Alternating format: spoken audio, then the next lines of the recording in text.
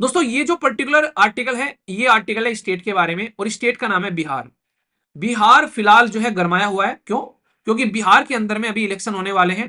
पैसे क्या रहते हैं यहाँ पर, इनके द्वारा बेसिकली 6,000 पर ईयर दिए जाते हैं पर एक प्रत्येक फार्मर को। तो ये पॉइंट आप लोग ध्यान रखना। इसको आप लोग, इसके ऊपर मैं ऐसा करूंगा, मैं आप लोग को आंसर राइटिंग दे दूंगा आज, ठीक है ना। इसके ऊपर मैं आंसर राइटिंग दे दूंगा और फिर आप लोगों को मॉडल आंसर मिल जाएगा। जैसे कल हम लोगों ने जो क्वेश्चन था उसमें आप लोगों को आंसर राइटिंग का जो क्वेश्चन मिला था, याद है कौन सा क्वेश्चन था कल? कि आप लोग को लिखना है। अब अच्छा और बुरा छोड़ दो, पहले लिखना है। अच्छा और बुरा बात की बात होती है कि भाई साहब ये स्कीम जो है एक तो काफी क्रूशियल है फार्मर के वेलफेयर के लिए, पर लेकिन इसके अंदर में आप लोग और चीजों को इंप्रूव कर सकते हो। दोस्तों ये जो पर्टिकुलर आर्टिकल है, ये आर्टिकल है स्टेट के बारे में, और स्टेट का नाम है बिहार। बिहार फिलहाल जो है गरमाया हुआ है। क्यों? क्योंकि बिहार के अंदर में अभी इलेक्शन होने वाले हैं। तो जैसे ही वहां पर इलेक्शन होने वाले हैं तो वहां पर कई सारे इनिशिएटिव स्टार्ट किए जा रहे हैं हमारे देश की जो गवर्नमेंट है उसके द्वारा। अभी रिसेंटली यहां पर दिखाया जा रहा है कि बिहार के अंदर में हमारे देश के प्राइम मिनिस्टर साहब के द्वारा 22,000 करोड़ ट्रांसफर किए गए। किसके लिए? ताकि पीएम किसान स्कीम को प्रॉपर इंप्लीमेंट किया जा सके। तो पीएम किसान स्कीम जो है ये पहले भी कई बार न्यूज में रह चुकी है, इसके ऊपर में पहले भी क्वेश्चन बन चुके हैं। आज इस स्कीम का पोस्टमार्टम करूंगा कि ये स्कीम कब स्टार्ट की गई, क्यों स्टार्ट की गई, इस स्कीम को कौन सी मिनिस्ट्री इंप्लीमेंट करती है, इस स्कीम के अंदर में प्रोविजन क्या है, सोसाइटी में इसका क्या इंपैक्ट पड़ा है, क्या चैलेंज ये स्कीम फेस कर रही है, और कंक्लूजन क्या है वो भी मैं आप लोगों को बताने वाला हूं। तो अगर कोई आप लोगों से पूछ ले कि भाई साहब पीएम किसान स्कीम का सोसाइटी पर क्या इंपैक्ट पड़ा है और क्या क्या चैलेंज फेस किए हैं इस स्कीम ने, इसके ऊपर में आप लोगों को एक क्वेश्चन लिखना है, और क्वेश्चन का जो आंसर देना है आप लोगों को 250 शब्दों में देना है। तो मैं आप लोगों को बताऊंगा कि कैसे कैसे आप लोग लिख सकते हैं, तो पूरा फ्रेमवर्क बना के मैं आप लोगों को देने वाला हूं।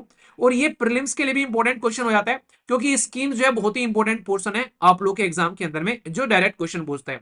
तो चाहे प्रीलिम्स में आए और कई सारी स्कीम मेंस के अंदर में आती है, तो दोनों के लिए आप लोग को मेंटली प्रिपेयर रहना है कि कहीं पर भी आएगी कि भाई साहब उसको हम लोग पटक पटक कर मारेंगे क्वेश्चन को। तो इस तरीके से हम लोग को तैयार करना है। तो सबसे पहले तो इसका फुल फॉर्म की जगह आप लोग को शॉर्ट फॉर्म लिख दे। तो आप लोग बोलोगे यार ये क्या कर दिया इन्होंने, हम तो यहाँ पर फुल फॉर्म पढ़ के गए थे, यहाँ पर शॉर्ट फॉर्म लिख दिया। यहाँ पर शॉर्ट फॉर्म में उन्होंने लिख दिया, क्या लिख के छोड़ दिया उन्होंने भाई साहब, सीधा सीधा ये लिख के छोड़ दिया आप लोगों के सामने, पीएम किसान। यानी कि हमारे प्राइम मिनिस्टर जो है वो किसान है। नाम भी देखो कितना शानदार निकाल के लेता है, पीएम किसान, प्राइम मिनिस्टर किसान है। तो यहां पर इसका पूरा फुल फॉर्म क्या है? प्रधानमंत्री पीएम से किसान सम्मान निधि। यानी कि हमारे देश के अंदर में किसानों को सम्मान प्रोवाइड कराने के लिए एक निधि, यानी कि एक तरीके की राशि, ठीक है, ऐसे आप लोग बोल सकते हैं, एक तरीके से आप लोग सपोर्ट प्रोवाइड कराने वाली बात बोल सकते हैं। तो ये जो पर्टिकुलर स्कीम है पीएम किसान, हमारे देश के अंदर में काफी क्रूशियल रोल प्ले किया, ताकि ऐसे किसानों को सपोर्ट प्रोवाइड कराया जा सके जो कि छोटे छोटे किसान है, जो कि जिनके पास में थोड़ी थोड़ी जमीन है, उनको सपोर्ट प्रोवाइड कराया जा सके। तो सबसे पहले उनका डेटा इकट्ठा किया गया कि भाई कौन कौन से किसान कैसे कैसे हमारे देश के अंदर में, उनका आधार कार्ड जो है लिंक किया गया, मोबाइल नंबर सब उनका बैंक अकाउंट के साथ में, ताकि यहां पर कोई भी झोल ना देखने को मिले। अब ये एक ऐसी स्कीम है कि सेंट्रल गवर्नमेंट एक बटन दबाती है और सबके अकाउंट में जो है पैसा ट्रांसफर हो जाता है। तो इतने लेवल पर ये स्कीम आप लोग यहां पर इसको समझ सकते हैं कि किस लेवल पर ये स्कीम यहां पर आज के डेट में चल रही है, ठीक है। तो कैसे कैसे स्कीम ये चली, कैसे इसके बेनिफिट देखने को मिले, तो बहुत सारी रीजन की वजह से न्यूज में रहती है। तो सबसे पहले तो आप लोग क्या करेंगे, ऑब्जेक्टिव लिखेंगे यहाँ पर कि भाई साहब डायरेक्ट इनकम सपोर्ट है स्मॉल एंड मार्जिनल फार्मर के अंदर में, और ये उनको एक सपोर्ट प्रोवाइड कराती है फाइनेंशियल स्टेबिलिटी, जिससे कि यहाँ पर एक तरीके से जो एग्रीकल्चर में काम करने के लिए उनको और मोटिवेशन मिलता रहता है यहाँ पर। तो एनकरेज करती है इन्वेस्टमेंट इन एग्रीकल्चर, किसानों के पास में जो पैसा जाएगा तो ये मान के चल रही है सरकार कि वो पैसा सारा का सारा जो है वो खेतों में इस्तेमाल करेंगे, कोई बीज लाने में, कोई सिंचाई करने में, कोई एक तरीके से फर्टिलाइजर वगैरह, यानी कि एक तरीके से अपना खाद पतवार लाने के लिए, तो वहां पर इस्तेमाल करते हुए नजर आएंगे।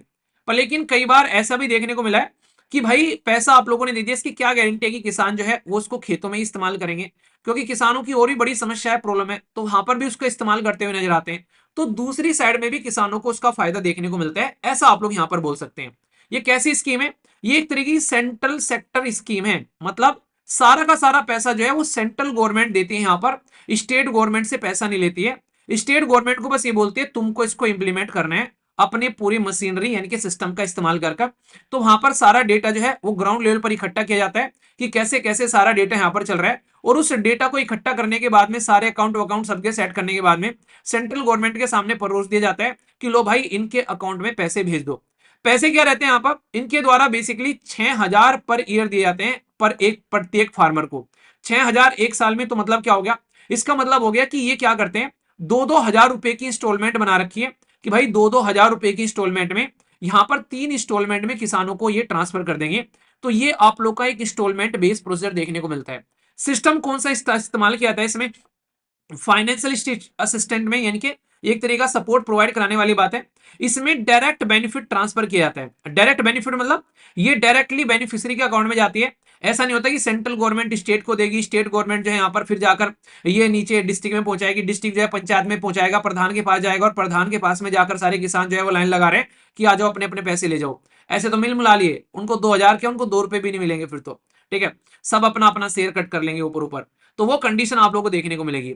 तो यहां पर ये सिचुएशन आप लोग समझ सकते हैं। तो ये बकायदा जितना पैसा जाना है डायरेक्ट अकाउंट में गया किसान के, और तुम अपने अकाउंट से अपना पैसा निकाल लो। तो ये एक तरीके से बहुत सारे लूप होल को साइड में कर भी चीजें आगे बढ़ी यहां पर, ठीक है। तो क्या क्या है, 3 इंस्टॉलमेंट में है यहाँ पर, 6,000 जो है 3 इंस्टॉलमेंट में भेजे जाते हैं, 2-2 हजार कर इस तरीके से आप लोग यहां पर समझ सकते हैं।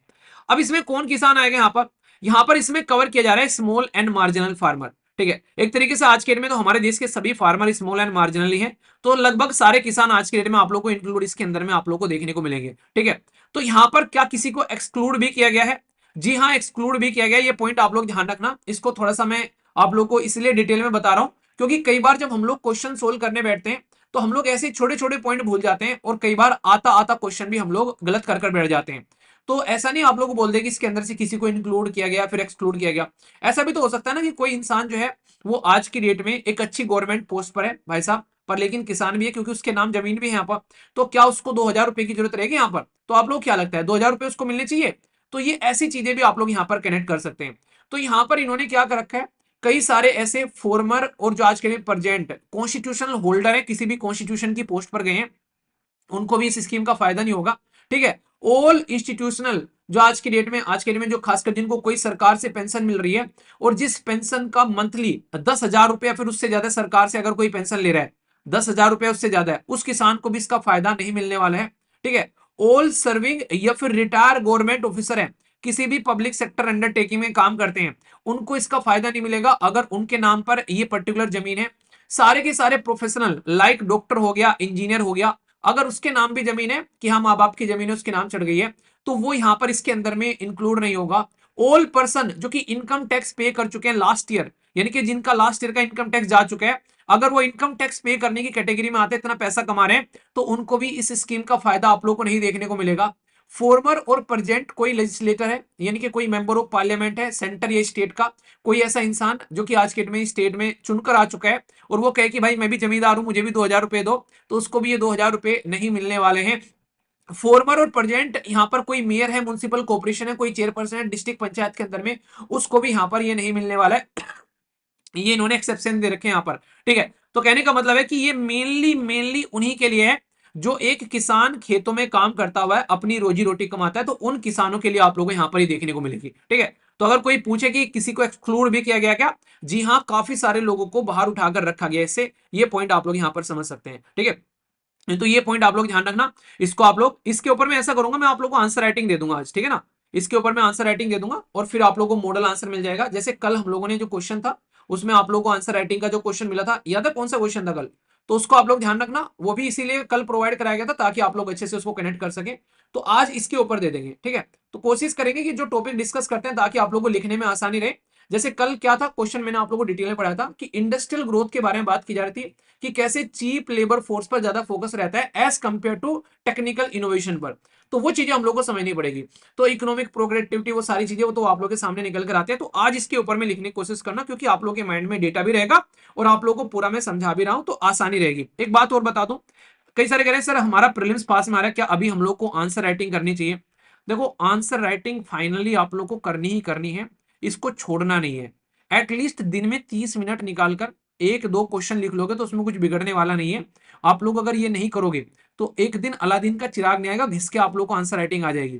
तो अगर आप लोग इस साल की तैयारी कर रहे हो या फिर नेक्स्ट ईयर की तैयारी कर रहे हो, कभी की भी तैयारी कर रहे हो, तो एक जीएस का क्वेश्चन एटलीस्ट लिखते रहो और एक ऑप्शनल सब्जेक्ट का क्वेश्चन अपने लिखते रहो। इनको मत छोड़िए एटलीस्ट आप लोग यहाँ पर। अगर आप लोग इनको छोड़ दोगे प्रीलिम्स क्लियर हो जाएगा, तो फिर आप लोग को दिक्कत होगी क्योंकि आप लोग उसको नेचर में अपनी लेकर चल ही नहीं रहे हो। तो आधा घंटा तो निकाल सकते हो ना। और जो पहली बार लिख रहा है वो टाइम मत देखा करे। अगर 2 घंटे भी लग रहे हैं तो लिखो आराम से बैठ के, जो भी तुमको समझ में आ रहा है लिखो, बस लिखने की आप लोगों को आदत बनानी पड़ेगी। इसमें कई बार ऐसा लगेगा यार कितना गंदा लिख रहे हैं हम लोग, इतना गंदा कैसे हम लोग लिख सकते हैं, क्या हम लोग ऑफिसर बन जाएंगे इतना गंदा लिख के? जी हाँ, बिल्कुल बन जाओगे, क्योंकि जो ऑफिसर बने उन्होंने भी पहले इतना ही गंदा लिखा था और इससे भी गंदा लिखा था। और मैं रियलिटी बता दूं, अगर आप लोग कॉपी उठाकर देख लोगे ना, आप लोगों को पता चलेगा कि एग्जाम के अंदर भी कितना गंदा लिख कर आते हैं लोग। क्योंकि भाई आप लोगों को 50 पेज भरने होते हैं 3 घंटे के अंदर में, तो वहां पर मोतियों की माला नहीं सजाओगे आप लोग कि भाई साहब मोतियों की माला सजा रहे हैं, कलर हेडिंग से लेके चल रहे हैं, एक पेन मुश्किल से 2 पेन यूज होते हैं, बहुत बड़ी बात है अंडरलाइन करने के लिए, तितर बन जाता है इंसान वहां पर। प्रैक्टिस की रिक्वायरमेंट होती है। नॉर्मली लिखने के लिए बोल दो ना आप लोग को, ये अच्छा इंटरेस्टिंग बात बताऊं, मैं आप लोग कह दूं कि 50 पेज भरने हैं, आप लोगों को कुछ भी लिखना है 50 पेज भर दो 3 घंटे के अंदर में, कुछ भी जो आप लोगों के मन में आता है, गाली गाने भाई साहब अपनी लव स्टोरी जो भी मन में आता है, 50 पेज भर दो 3 घंटे के अंदर में, आप लोगों को औकात समझ में आ जाएगी कि आंसर राइटिंग क्या होती है। 50 पेज 3 घंटे में कुछ भी लिखना है। अब ये मत कहना कि भाई साहब हम तो ऐसे ऐसे ऐसे ऐसे लाइन खींच देंगे सर भर जाएगी कॉपी, ये फालतू की बात नहीं सुननी मुझे, लिखने की बात करिए। ऐसे मत बोलना कि सब जगह ए आ ऐसे लिख के चले जाएंगे, एक्स वाई जेड ऐसे लिख देंगे भर देंगे, वो वाली हरकत नहीं चाहिए। मतलब प्रॉपर सेंटेंस लिखने हैं, तुम लव स्टोरी लिखो, किसी को गाली दो, वहां पर कुछ भी दो, उसमें प्रॉपर सेंटेंस फ्रेम होना चाहिए। और छूट है तुमको लिख के देखो, तो आप लोगों को पता चल जाएगा कि कितनी आदत खराब कर रखी है, उसमें भी आप लोग 1 पेज में रुक जाओगे भाई साहब। तो कैसे 50 पेज करोगे, ये आदत क्रिएट करनी होती है। और ये आदत कैसे क्रिएट होगी, जब रेगुलर आप लोग प्रैक्टिस करोगे। आप लोगों को याद है मैंने एक स्टोरी सुनाई थी, फिर से बता देता हूं। एक कॉमेडियन थे, उनसे पूछा गया, एक महान कॉमेडियन से पूछा गया कि भाई साहब आप अच्छे जोक कैसे लिखते हैं। तो यहाँ पर एक नया नया नवेला कॉमेडियन था, तो यहाँ पर वो गया उसके पास में कि मुझे बता दो, मुझे बहुत अच्छा कॉमेडियन बनना है।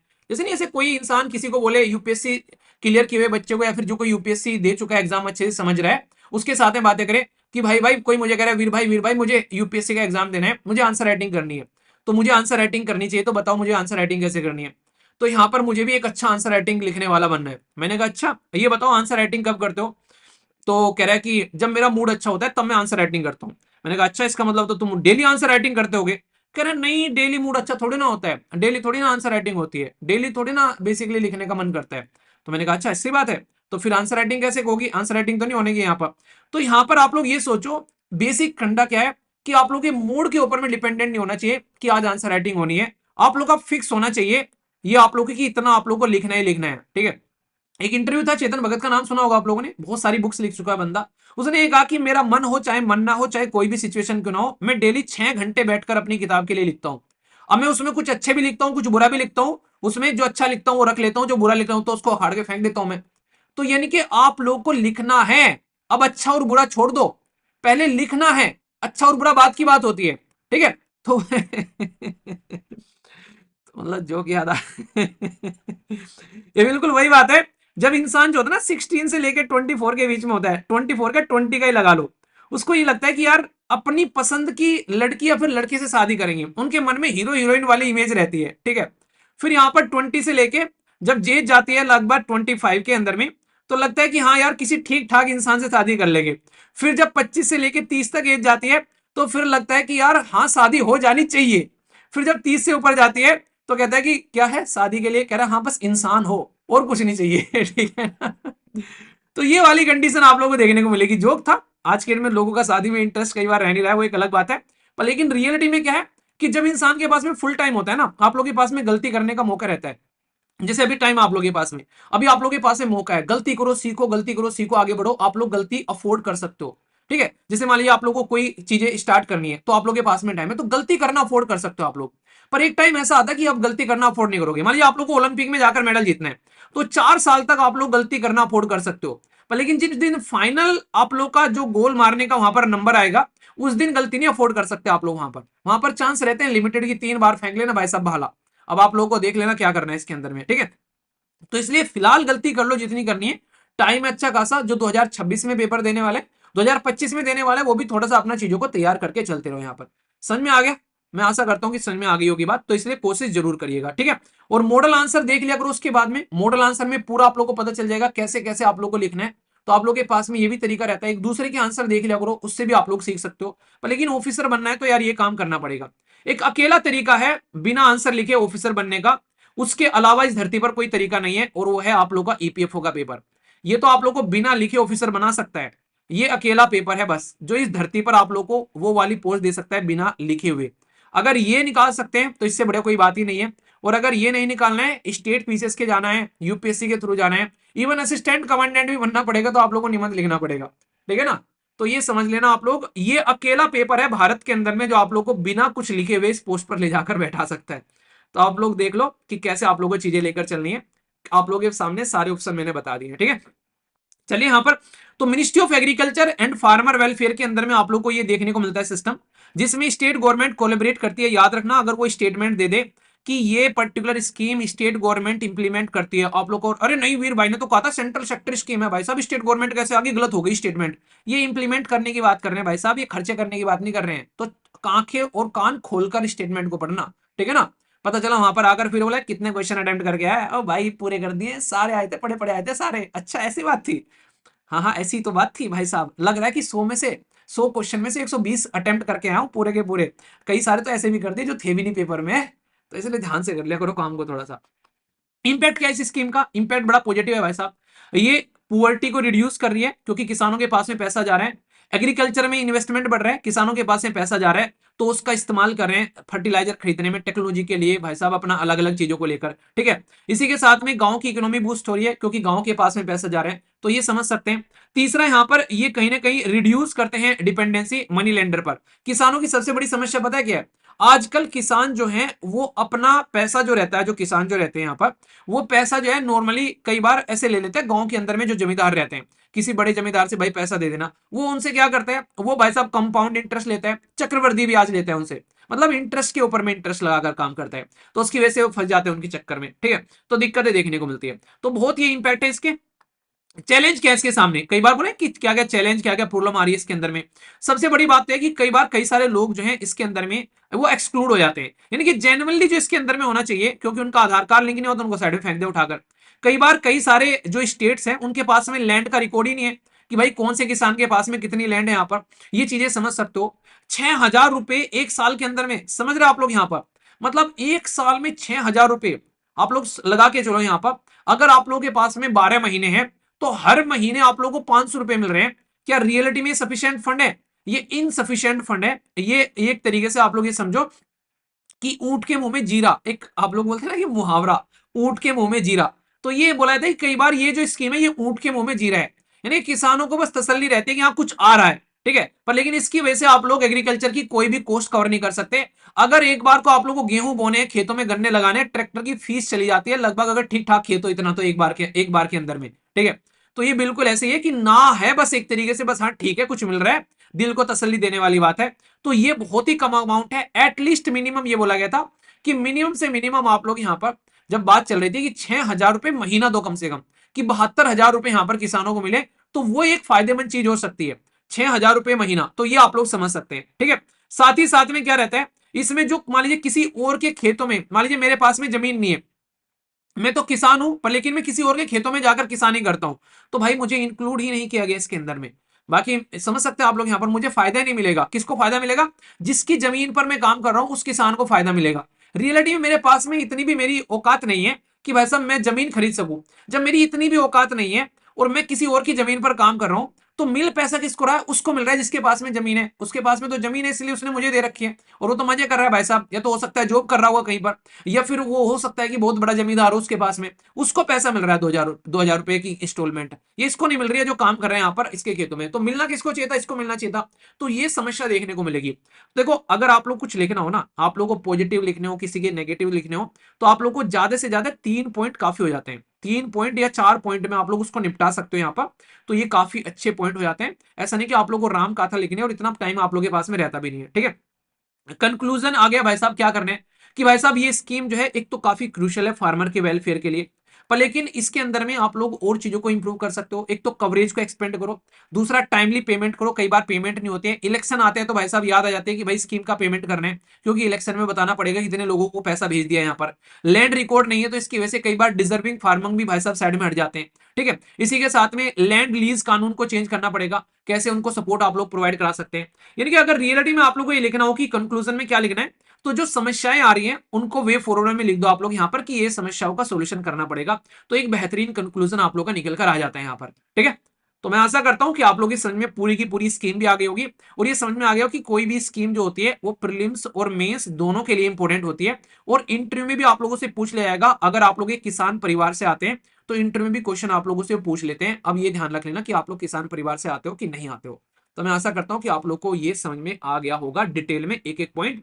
कोई दिक्कत अब आप लोग के मन में समस्या इसको लेकर नहीं होगी और फिर भी होगी तो बताना, ठीक है। तो ये पॉइंट आप लोग ध्यान रखना। अब चलते हैं नेक्स्ट आर्टिकल की ओर, ठीक है। बेसिक है, इंपॉर्टेंट है, कोई कंफ्यूजन नहीं होना चाहिए, ठीक है।